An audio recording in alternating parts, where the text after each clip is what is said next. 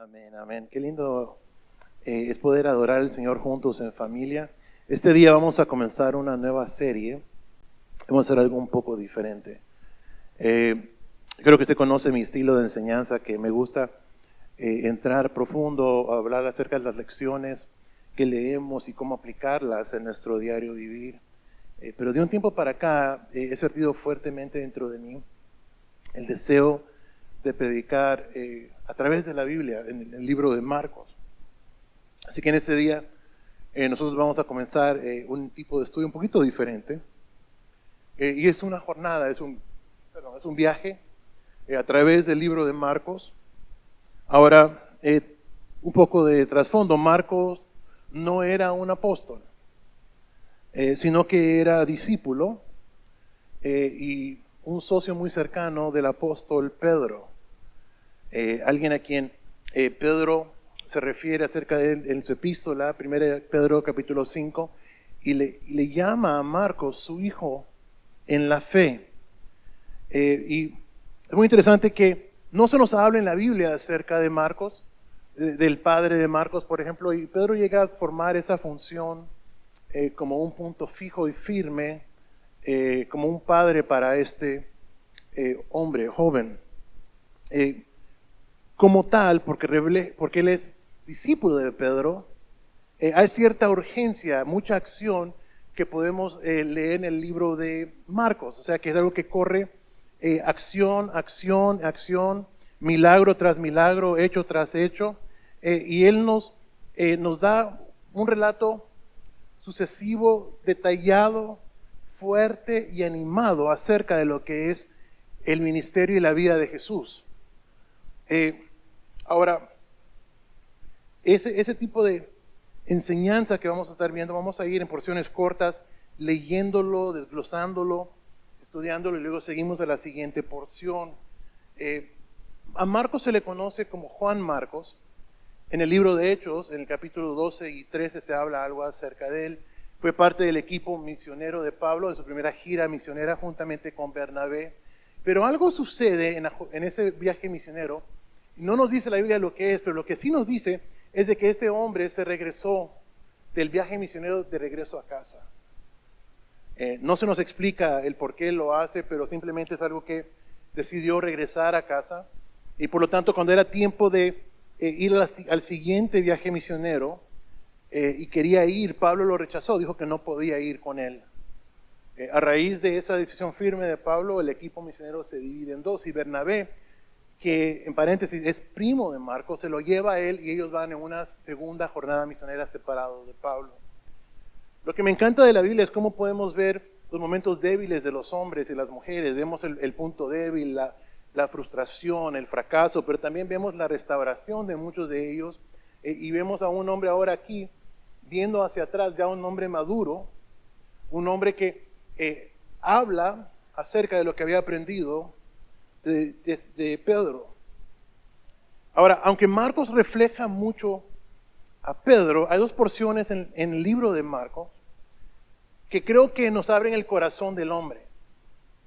No solamente habla lo que se le fue enseñado, lo que él vivió, lo que él mismo vio con sus ojos, pero también abre un poco su corazón y nos da dos relatos que parecen ser muy personales y autobiográficos, que vienen de parte de ese hombre, que nos revelan quién él es. No solamente nos dice lo que le fue impartido, pero nos dice, ese soy yo. Y quiero que vayamos juntos, va a salir en su pantalla ahorita, en Marcos 10, en el versículo 17, que no lo va a ver en su pantalla. Marcos habla de un hombre rico, joven, que llega con Jesús. Y le hace una pregunta, le dice, buen maestro, ¿qué debo de hacer para heredar la vida eterna? Jesús le da una contestación, no lo vamos a estudiar en ese momento, pero le dice este muchacho a Jesús, todo eso lo he hecho desde mi juventud. Entonces, en el versículo 21 y 22, Marcos abre su corazón y dice estas frases, dice, entonces Jesús, mirándolo, lo amó. Ese tipo de relato no puede ser contado por una persona que no vivió esa experiencia. Por ejemplo, Mateo y Lucas también hablan de este relato, pero no dicen esta porción. Y yo creo que esta es la porción que le tocó a él vivir, que Jesús lo vio cara a cara y él pudo percibir de que era amado de parte de Jesús. Ahora, no solamente eso, dice que, y Jesús le dijo, una cosa te falta. Anda, vende todo lo que tienes, dalo a los pobres y tendrás tesoro en el cielo. Y luego le dice, y ven y sígueme, tomando tu cruz. Pero él, afligido por esta palabra, se fue triste, porque tenía muchas posesiones. Quiero que piense en la perspectiva personal que él nos cuenta.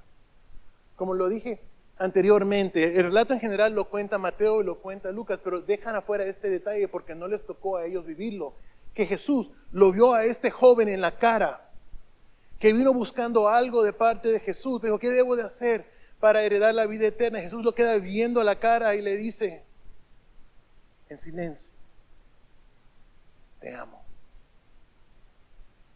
Y con amor le dice, una cosa te hace falta.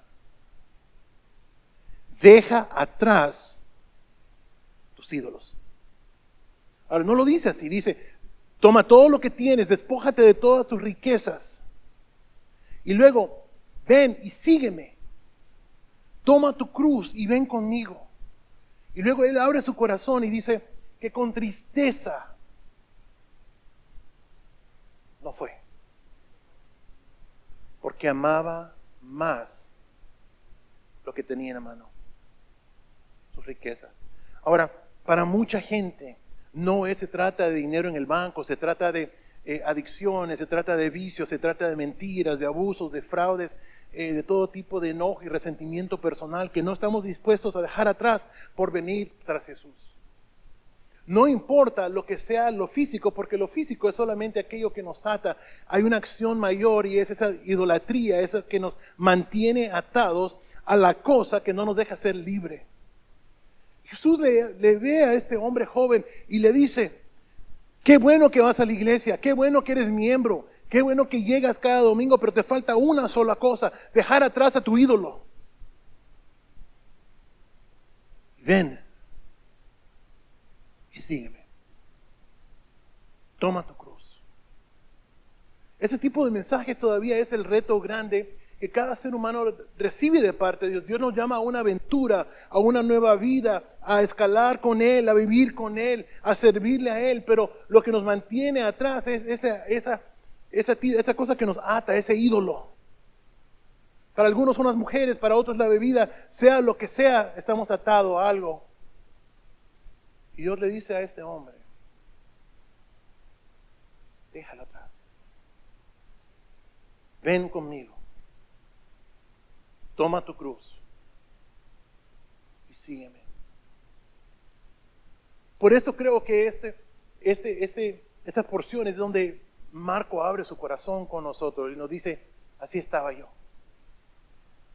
Obviamente, este hombre llegó a una fe profunda, eventualmente con Cristo, pero eso no comienza en el viaje misionero, sino que hay una porción un poquito más adelante, en Marcos 14, que nos hace pensar, y muchos teólogos piensan lo mismo, de que nos hace pensar de que este hombre hizo lo que Jesús le pidió hacer. No lo hizo en el instante que Jesús le dijo, pero lo hizo de tal manera y en tal tiempo que estuvo presente en la cruz, en el arresto de Jesús en el jardín de Getsemaní.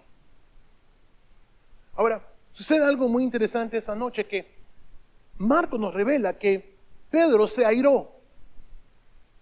Quiso en alguna manera tratar de defender al Señor y lo que hizo fue que le mochó una oreja a un hombre.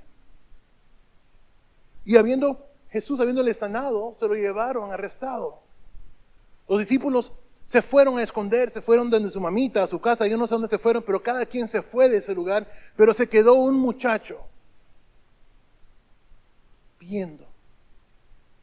Y este relato solamente aparece en este libro, por lo cual la gran mayoría de teólogos piensan de que es autobiográfico, es personal a él. Y en el versículo 51 y 52, Marco dice, cierto joven seguía a Jesús, escuche, ya seguía, Jesús anteriormente le había dicho, sígueme, y no lo siguió, pero ahora sí le seguía y dice, cubierto con solo una sábana.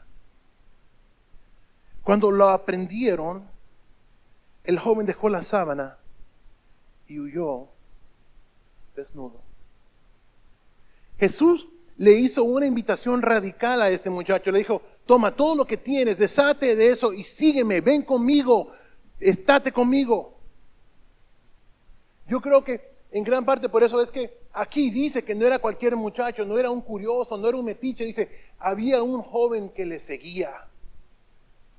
Que solamente 4 capítulos antes no le seguía. Pero ahora sí le seguía. Ya no poseía la ropa fina, el calzado fino. No poseía nada. Y hay mucha gente que Dios los llama y ellos vienen a Él y Dios tiene un trato muy especial con cada uno de nosotros y a cada quien nos pide que dejemos algo atrás. Y este hombre lo hizo de manera extrema, vendió todo y se quedó solamente con una sábana que le cubría. De repente, los hombres violentos que arrestaron a Jesús todavía buscaban a quién más agredir y veían a un muchacho que también le seguía a Jesús y quisieron arrestarlo. Y el muchacho lo que hizo fue que se zafó de ellos, pero al zafarse de ellos se quedó desnudo. Cualquiera diría, pero ¿por qué no tenía más cosas? ¿Qué hizo? Es el tipo de cosa que un autor habla con modestia y no dice fui yo. Yo rechacé a Jesús. Pero Dios tuvo piedad de mí y volví y le seguía. Y cuando le seguía, hace un momento fuerte de vergüenza. Más que solamente un libro. Son las palabras de Dios. Los pensamientos, las órdenes, las leyes de Dios, pero también el corazón de un hombre que sigue a Dios. Y nos muestra con su ejemplo el precio alto por seguir a Jesús.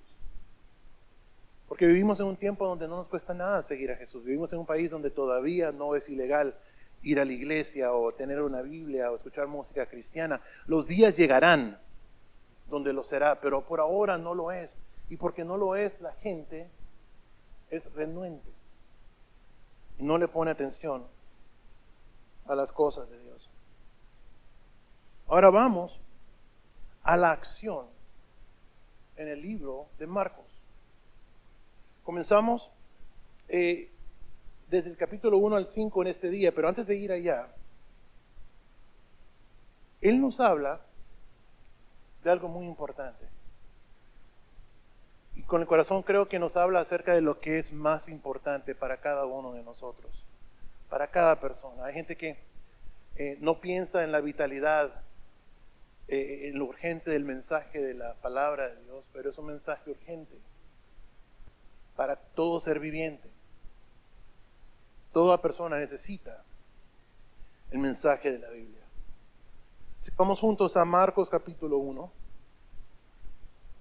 y hoy solamente vamos a ver 5 versículos.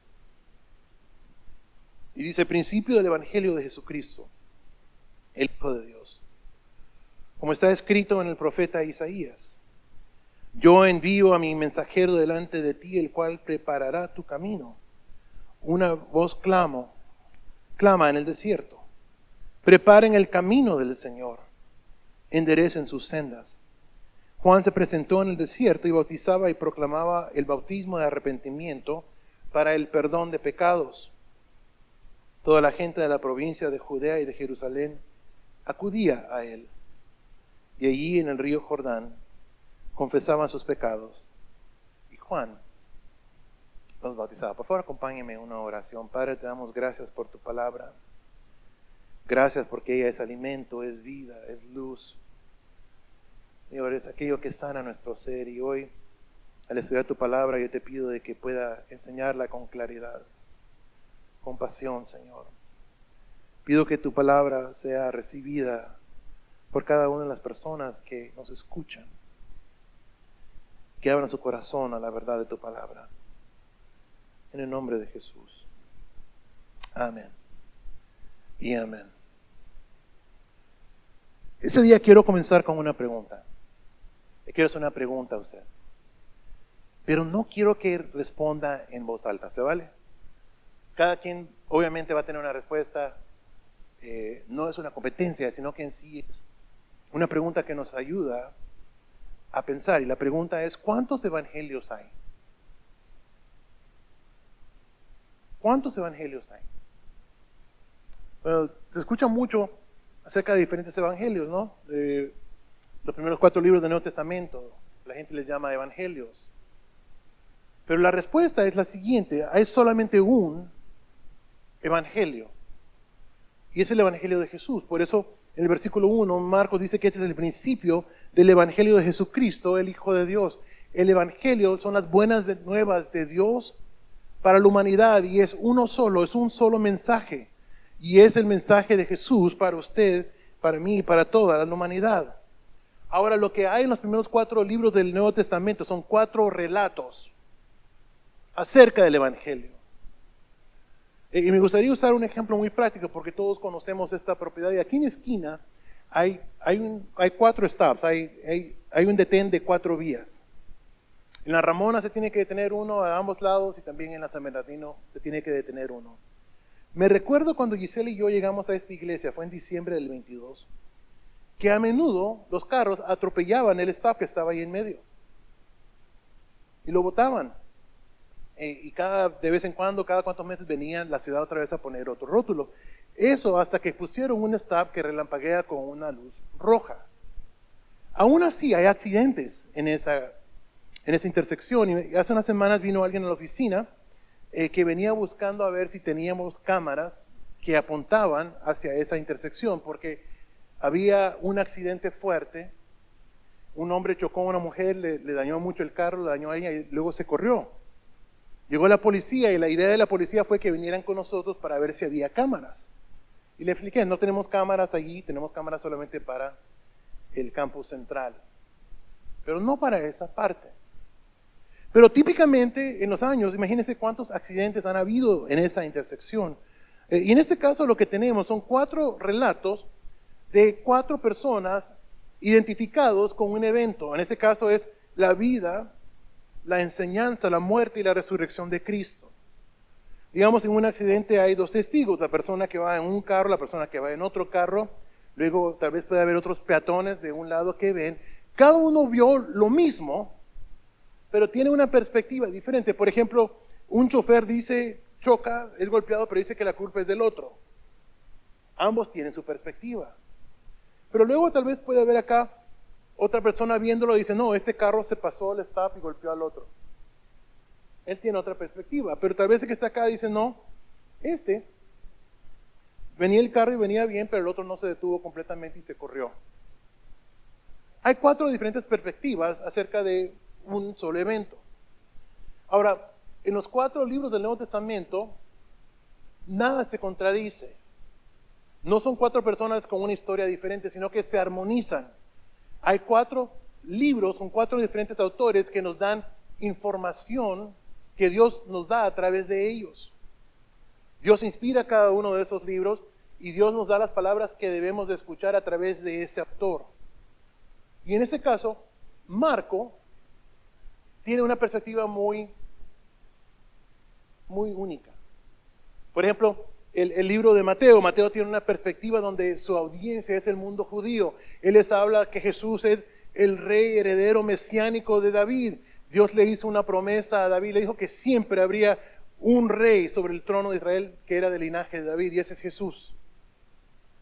Lucas nos habla acerca de este hombre, este buen hombre que era perfecto en su humanidad, siendo Dios y siendo hombre, pero perfecto.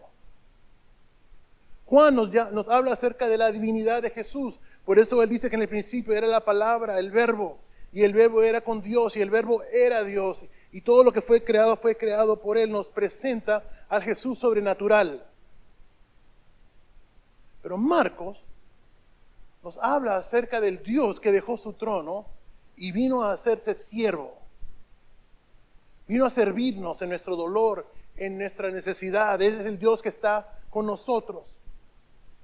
El Dios que camina con nosotros, aun cuando no podemos seguir adelante, sentimos que no podemos y Él va con nosotros, nos muestra a ese Cristo que es un siervo.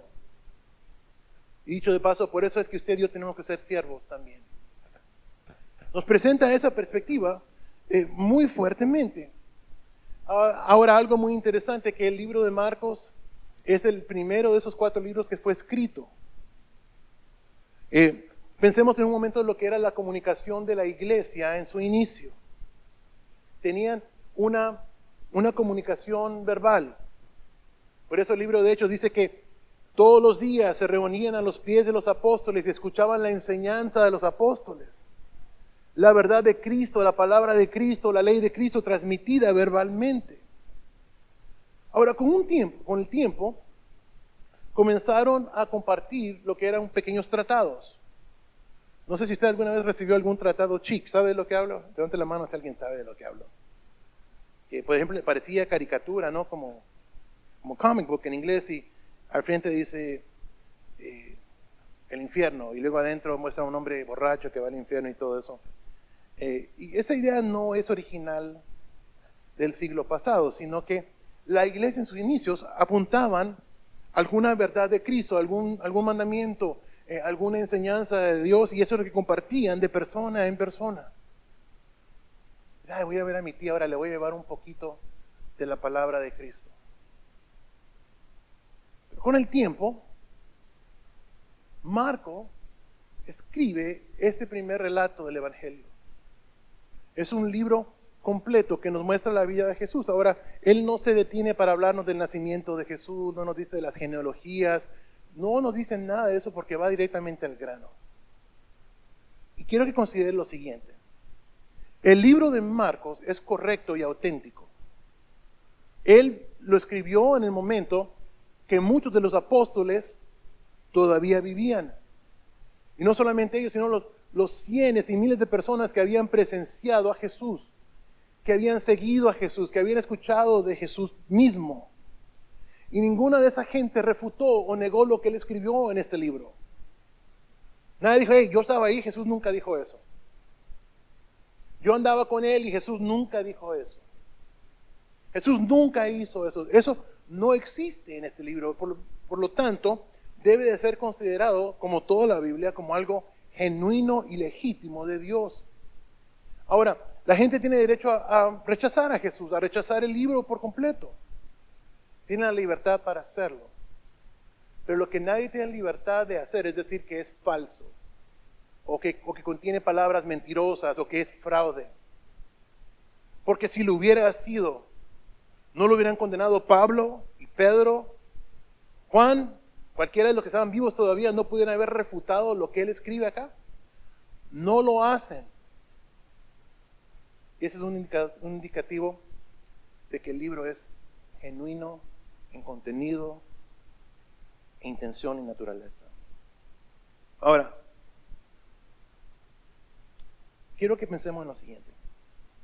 Él no se concierne en el nacimiento de Jesús, pero tiene un interés profundo en hablarnos acerca del inicio del ministerio de Jesús. Y lo hace hablándonos acerca de lo que es la persona de Juan el Bautista, del cual él es quien anuncia, el profeta que anuncia la venida de Jesús. Quiero que me acompañe a los versículos 2 y 3, porque la Biblia dice que como está escrito en el profeta Isaías, yo envío a mi mensajero delante de ti, el cual preparará tu camino. Una voz que clama en el desierto, preparen el camino del Señor, enderecen sus sendas. Ahora, la vida y el ministerio de Jesús y de Juan el Bautista fueron anunciados 600 años antes de su nacimiento. Juan nació primero y luego nació Jesús. Pero de que Jesús venía y que iba a nacer de una virgen, y en cuál ciudad, y en cuál país, y en cuál tiempo fue anunciado por el profeta 600 años antes. Y no solamente eso, también nos habla acerca de aquella persona que vendría antes de Jesús, que anunciaría su llegada y la proclamación de su mensaje. Y este es Juan. Y quiero que piense en el paralelo que existe, que Juan el Bautista anuncia la llegada física y el ministerio físico de Jesús en la tierra, Pero ahora la iglesia también tiene una relación paralela, se puede decir, o comparativa a lo que es el ministerio de Juan el Bautista. Quiero que piensen lo siguiente: si el único punto de ser salvo o de aceptar a Cristo es ser salvo, caeríamos muertos al momento de aceptarle como Señor. Misión cumplida. Pero nos deja aquí porque tenemos una vida que vivir, un propósito que cumplir. Y la iglesia, el cuerpo de Cristo, tiene esta función profética de anunciarle al mundo que Cristo regresa, que Cristo es Rey, que Cristo vendrá y que habrá un desato, que se desatará un castigo sobre la tierra, pero que Cristo eventualmente sembrará su reino físicamente en la tierra. De la manera que Juan anunció que venía uno, la iglesia ahora también tiene la responsabilidad de decir que ya vino una vez, pero regresa él mismo. Y a veces no pensamos en eso, porque pensamos en Dios y en iglesia como cosas que hacer, o como a un club a cual pertenecer, o algún tipo de estilo de vida al cual vivir. Pero nuestro mensaje, el mensaje en nuestros labios, es el mensaje de que Cristo es Rey y Cristo regresa pronto. Y hay mucha gente que ha abandonado ese mensaje. A los creyentes normalmente no pensamos mucho en eso. Pensamos en la semana que viene, qué voy a hacer, las vacaciones que voy a tomar, dónde voy a ir, los regalos de Navidad. Yo conozco gente que comienza a comprar regalos de Navidad en enero. Pero muchos no pensamos en este evento magno y la importancia de compartirlo con otros. Pero Marcos nos dice que el Evangelio es de Cristo y comienza con el anunciamiento de la venida de la persona de Cristo en los labios de Juan el Bautista. Y ahora nosotros tenemos la misma responsabilidad, el mismo cargo de anunciar el regreso de Jesús. Eso nos da mucha consolación porque nos hace pensar de que Dios nunca abandona su plan. Si 600 años antes había anunciado que vendría Juan y que pronto nacería el Mesías y lo hizo cumplir, también ahora a nosotros se nos puede olvidar de que Cristo regresará por nosotros. Pero Dios no abandonó esa promesa ni tampoco abandonará la promesa de regresar por su iglesia. Cristo va a regresar y yo creo que estamos más cerca que nunca. Tal vez es algo que nos causa temor. Y debería hacerlo porque no hay absolutamente nada que detenga a Jesús de regresar. Ya hace todo lo necesario para que el anticristo pueda controlar a todo el mundo. Y nosotros hemos perdido esa urgencia acerca de este mensaje. Ahora Dios nunca abandona sus planes. Y nuestro trabajo es el anunciar y proclamar este evangelio. Jesucristo, que Cristo regresa pronto por nosotros. Ahora, ¿por qué predicar el Evangelio? Es porque sin el mensaje del Evangelio no hay esperanza alguna para ninguna persona. Sin el mensaje del Evangelio no hay esperanza para nadie. Y quiero que vea esta lección, y es de que lo que más necesitamos usted y yo es paz con Dios. Diga conmigo, paz con Dios. Una vez más, paz con Dios. Es lo que más necesitamos, una conciencia limpia, un corazón puro. Un corazón no herido, un corazón que no retiene ningún tipo de daño porque Cristo nos ha hecho libres. Ahora, esa paz solamente puede llegar a nuestro corazón cuando nos arrepentimos y pedimos perdón. Algunos piensan de que tal vez la meditación trascendental les va a ayudar. La gente que practica eso dice no es oración, sino que simplemente uno deja su mente en blanco y está en ese momento sintiendo algo. Eso es una paz muy temporal y muy artificial. Lo que necesitamos es la paz que solamente Dios puede traer al hombre, la cual dice la Biblia que sobrepasa todo entendimiento. Por eso en el versículo 4 y 5, Marcos dice que Juan se presentó en el desierto y bautizaba y proclamaba el bautismo de arrepentimiento para el perdón de pecados. Toda la gente de la provincia de Judea y de Jerusalén acudía a él. Allí en el río Jordán confesaba sus pecados y Juan los bautizaba. Quiero que note lo que sucedía en ese tiempo. Dice que Juan estaba en el desierto, en el río Jordán. Hay mucha gente que ahora va a la Tierra Santa y van y son bautizados otra vez en ese riachuelo. Pero que obviamente no era algo muy bello, porque aún un general que vino de Asiria, Naamán, maldijo y dijo que era bien feo ese río. Pero aquí ahora estaba este hombre vestido como cavernícola. Y en el libro de Juan, Juan nos da muchos detalles, nos dice que llegaron los religiosos a preguntarle a Juan, el Bautista, si él era el Mesías, y él dijo que no, soy solamente la voz de uno en el desierto, proclamando el camino del Señor y haciendo rectas las veredas. Muy interesante que él sabía su función, sabía lo que él venía a hacer, pero ahora Marcos nos dice que quién era, cómo llegó y cuál era su función. Y su función era predicar este mensaje de arrepentimiento. Y la gente escuchaba eso. Venían de lugares largos, venía de la región completa que se llamaba Judea, venían de la capital que era Jerusalén, venía de los pueblos. La gente abandonaba sus casas y sus obligaciones para ir a ese riachuelo y ser bautizados y confesar sus pecados.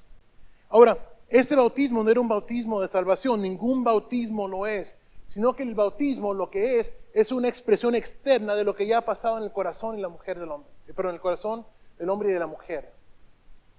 Somos bautizados no para ser salvos, pero en obediencia porque ya somos salvos. Y esta gente vino y no eran salvos por su paso, pero querían dejar atrás su pecado. Querían acercarse a Dios. Es una bella imagen que el hombre y la mujer dejan su comodidad por venir y buscar a Dios. Que Dios haga algo por ellos, que Dios les dé paz en su corazón, que Dios les dé paz en sus emociones. Ahora, el arrepentimiento siempre ha sido predicado. Fue predicado por Juan y es el mensaje de la iglesia. El mensaje de la iglesia moderna, ¿quién sabe lo que es? Porque le llaman evangelio a toda cosa. Hablan de dinero, hablan de evangelio. Hablan de comprar edificios, hablan de evangelio. Hablan de comprar carros nuevos y eso refiere para ellos evangelio. Eso no es evangelio, son cosas. Pero el mensaje de la iglesia por 2000 años es que el hombre y la mujer deben de arrepentirse y venir a Cristo. Dejar atrás su pecado y venir y ponerse a cuentas con Dios. Ese es el mensaje que siempre ha sido el mensaje de la iglesia, el mensaje que Dios nos dio a predicar generación tras generación. Pero a esta generación no sabe lo que es el evangelio.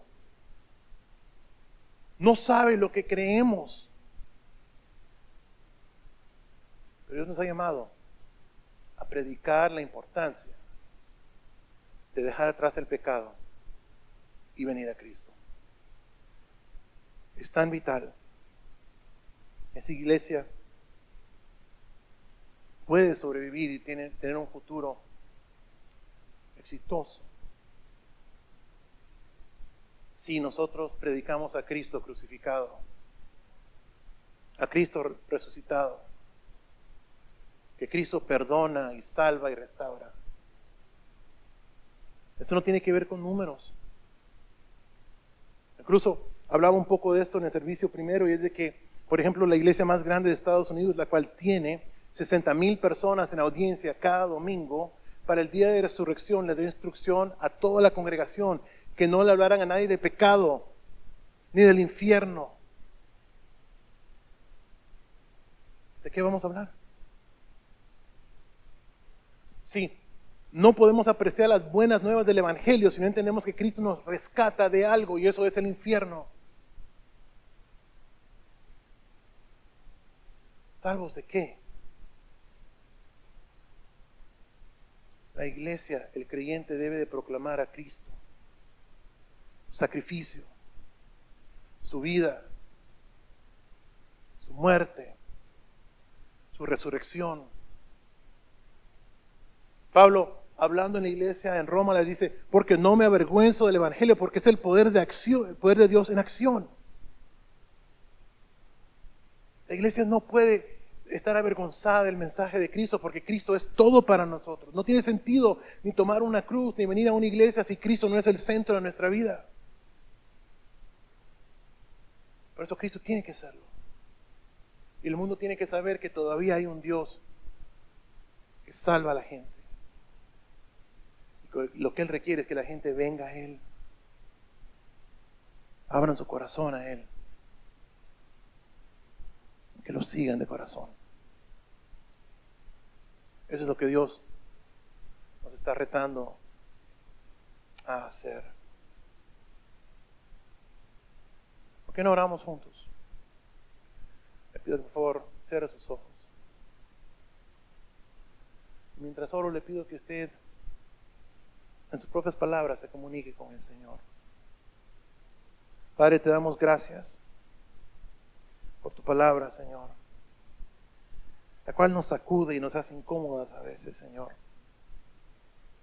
Gracias porque es tu misericordia la cual nos corrige, la cual nos reenfoca y reorienta, Señor. Esta tarde te pedimos perdón, porque muchas veces no vivimos con urgencia, ni estamos conscientes de tu mensaje, ni lo compartimos debidamente. Señor, esta iglesia, este cuerpo, esta familia te pide perdón. Porque no puede ser nada más, nada menos que una iglesia que te proclame a ti de corazón. Trabaja en nosotros como congregación de la manera que tú desees. Y haz de nosotros luz en la oscuridad. Pido, Señor, que seamos tus labios, tu voz para proclamar tu mensaje a este mundo que se pierde. Pido que tú rescates a nuestras familias, a nuestros hijos, a nuestros amados del infierno. Que tú les llames a ti. Que ellos puedan proceder a fe contigo. Te damos gracias por tu bendición, por estar aquí, porque tú cumples tus promesas. Tal como cumpliste que vendría Jesús. Tú también prometes estar con nosotros, caminar con nosotros, nunca abandonarnos, nunca dejarnos. Por eso te damos gracias. En el nombre de Jesús. Amén.